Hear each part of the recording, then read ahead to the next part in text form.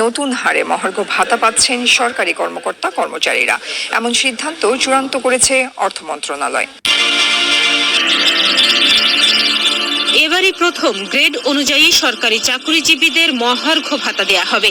যারা পেছনের গ্রেডে চাকরি করেন তারা বেশি হারে এ ভাতা পাবেন, অর্থাৎ কর্মচারীদের মহার্ঘ ভাতা বেশি হবে। আর সামনের দিকের গ্রেডে চাকরির কারণে কর্মকর্তারা কম হারে এ ভাতা পাবেন।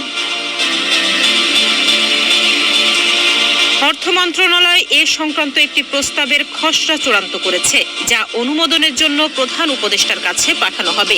প্রস্তাব অনুযায়ী প্রথম থেকে তৃতীয় গ্রেড মহার্ঘ ভাতা পাবেন মূল বেতনের 10%, চতুর্থ থেকে দশম গ্রেড পাবেন মূল বেতনের 20%, 11 থেকে 20তম গ্রেড পাবেন মূল বেতনের 25%।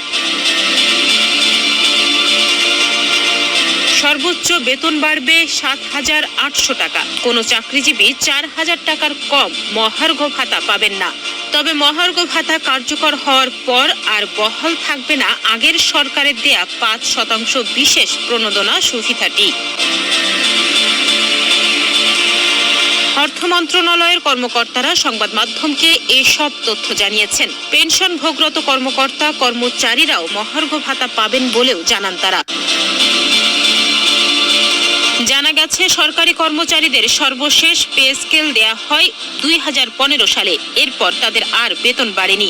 চাকরি জীবনে দৈনন্দিন খরচ বেড়ে যাওয়ায় মূল বেতনের সঙ্গে নির্দিষ্ট হারে মহার্ঘ ভাতা দেওয়ার এই সিদ্ধান্ত নিয়েছে বর্তমান সরকার।